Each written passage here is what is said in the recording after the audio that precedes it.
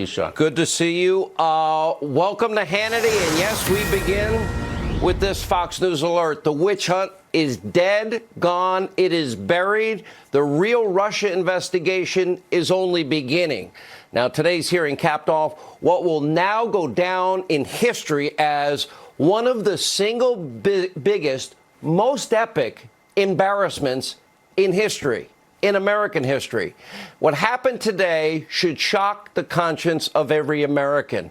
The liars in the Democratic Party, their cheerleaders in the media mob, they have been exposed yet again. You can never trust these people, ever. For 2+ long years, 2.5 years, there they were. Now Robert Mueller, the golden goose. According to them, he was going to swoop in and prove their insane Russian lies, conspiracy theories once and for all, and that Donald Trump is going to be washed up and impeached and run out of town. Well, as a matter of fact, I'm watching the media today, and they were just about more depressed than they were on election night 2016.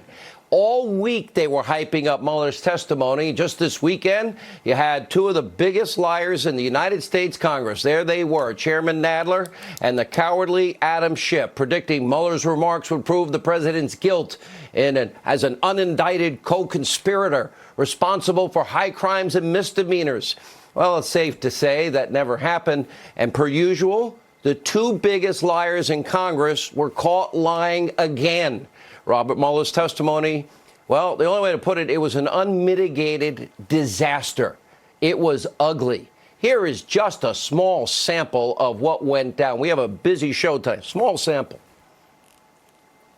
Mr. Mueller, who wrote the 9-minute comments you read at your May 29th press conference? I'm not going to get into that. Okay, so that's what I thought. You didn't write it. Can you give me an example other than Donald Trump where the Justice Department determined that an investigated person was not exonerated because their innocence was not conclusively determined? I cannot, but this is a unique situation. Well, you can't. Time is short. I've got 5 minutes. Let's just leave it at you can't find it because I'll tell you why. It doesn't exist. What's interesting, you can charge 13 Russians no one's ever heard of, no one's ever seen. No one's ever going to hear of them. No one's ever going to see them. You can charge them. You can charge all kinds of people who are around the president with false statements. But the guy who launches the guy who puts this whole story in motion, you can't charge him. I think that's amazing. I'm not certain I agree with your characterizations. Well, I'm reading from your report. Only one of two things is possible, right?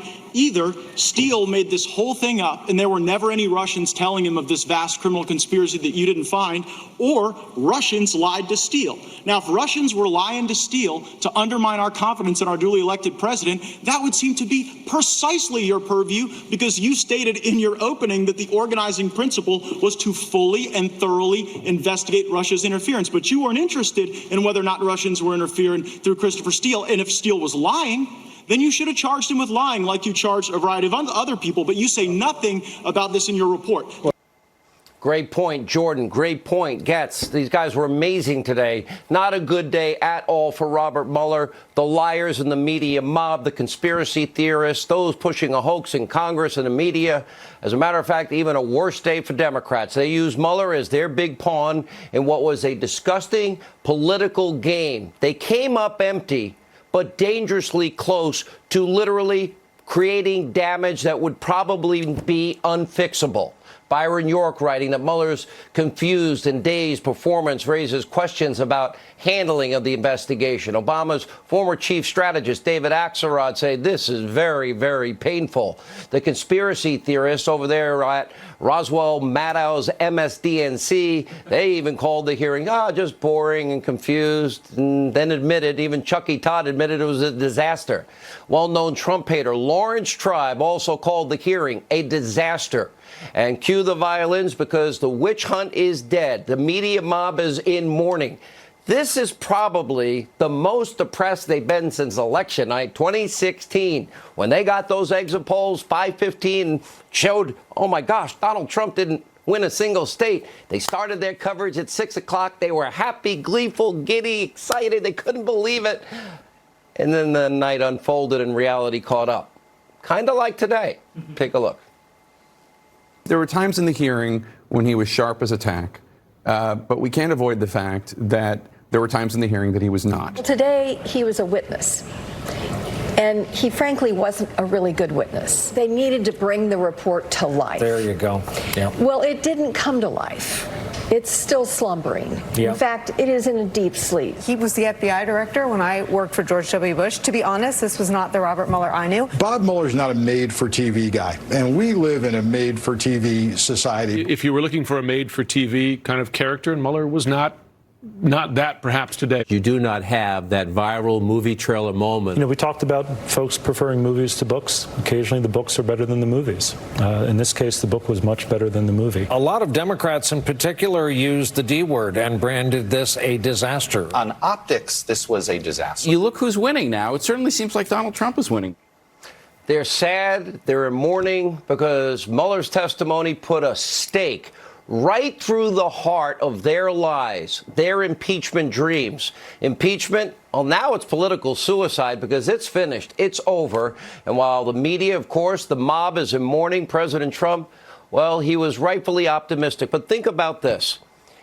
This president has lived with this almost since the time he came down that escalator with his wife, Melania. And it has gotten worse and worse every second, minute, hour of every day. But in spite of that, look at the success. Look at the trade deals. Look at the deregulation. Record low unemployment. The best employment situation since 1969.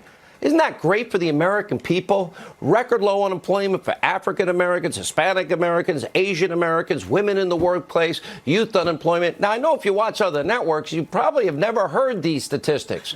In spite of this hanging over his head, the daily, incessant, nonstop pressure, heat that this president took, he still got the job done. Watch this.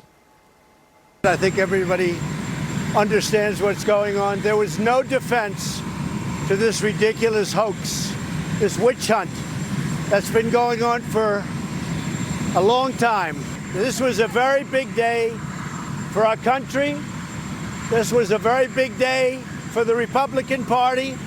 And you could say it was a great day for me, but I don't even like to say that. It's great. The Democrats had nothing, and now they have less than nothing. And I think they're going to lose the 2020 election very big, including congressional seats, because of the path that they chose. Now, for years on this program, and I want to say a very big thank you to the ensemble team that we have here. I can't mention everybody. I won't even begin to. But you know the people that we have had on. And we have been in the forefront of them, peeling one layer of the onion after another, after another, after another. It has been arduous. It has been shoe leather reporting the way it should be done. And we were in the minority as others perpetrated the lying, the hoax, the collusion, the conspiracy theories.